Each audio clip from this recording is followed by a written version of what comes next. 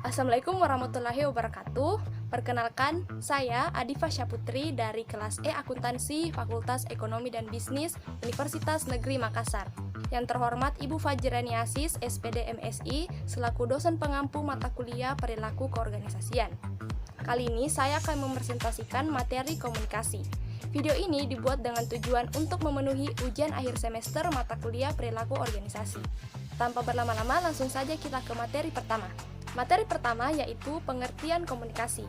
Komunikasi adalah proses di mana terjadi pemberian informasi, gagasan, dan perasaan yang tidak saja dilakukan secara lisan dan tertulis, melainkan melalui bahasa tubuh, atau gaya, atau tampilan pribadi, atau hal lain di sekelilingnya yang memperjelas sebuah makna. Komunikasi menjadi suatu hal yang penting bagi manusia. Manusia sebagai makhluk sosial tidak dapat berinteraksi dengan orang lain tanpa menggunakan komunikasi.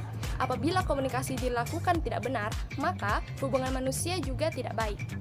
Materi yang kedua yaitu fungsi komunikasi.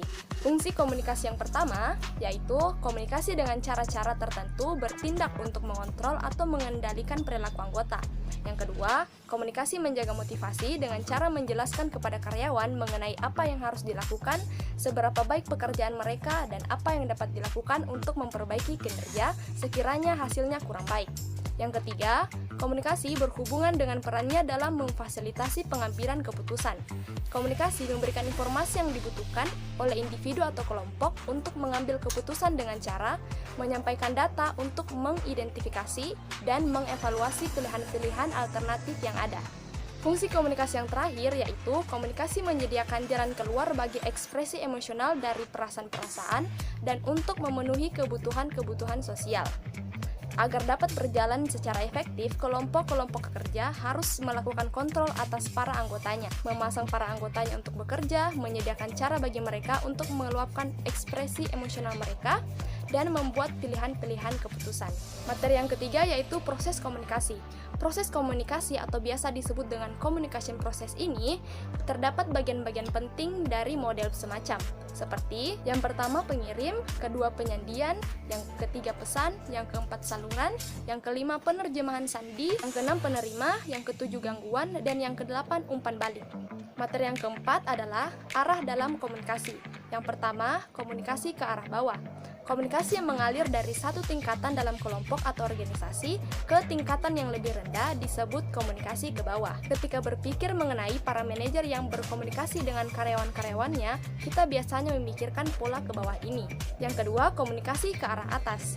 Komunikasi ke atas mengalir menuju tingkatan yang lebih tinggi dalam satu kelompok atau organisasi.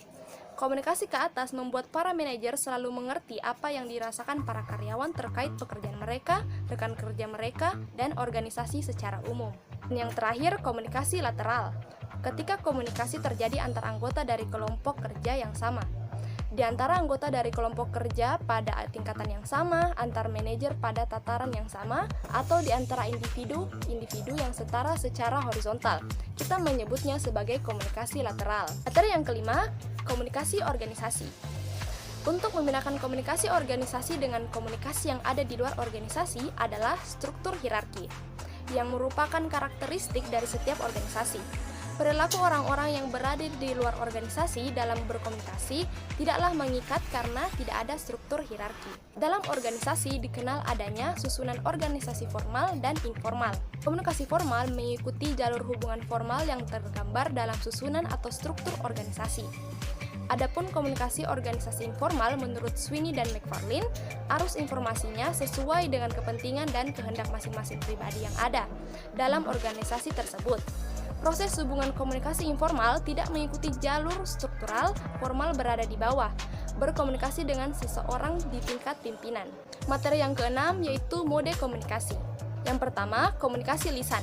Komunikasi lisan dapat dilakukan secara langsung atau tatap muka maupun tidak langsung. Berikut contoh komunikasi lisan.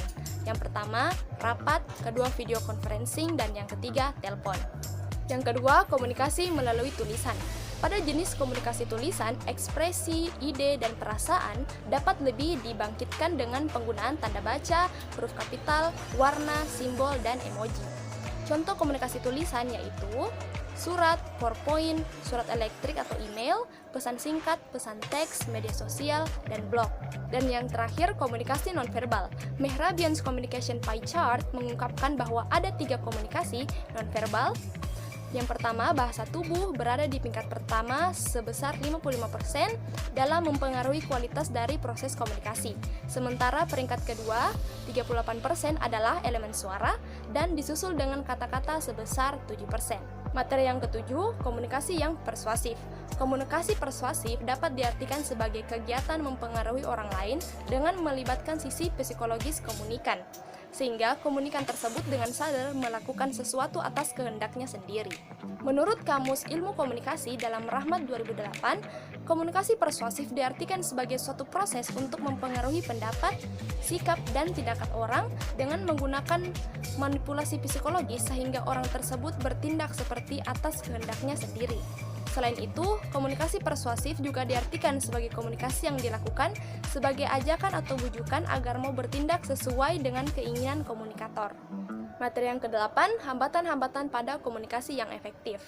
Yang pertama, penyaringan, yang kedua, pemilihan persepsi, yang ketiga, informasi yang berlebihan, yang keempat, emosi, yang kelima, bahasa, yang keenam, keinginan, yang ketujuh, kekhawatiran komunikasi, dan yang terakhir, berbohong.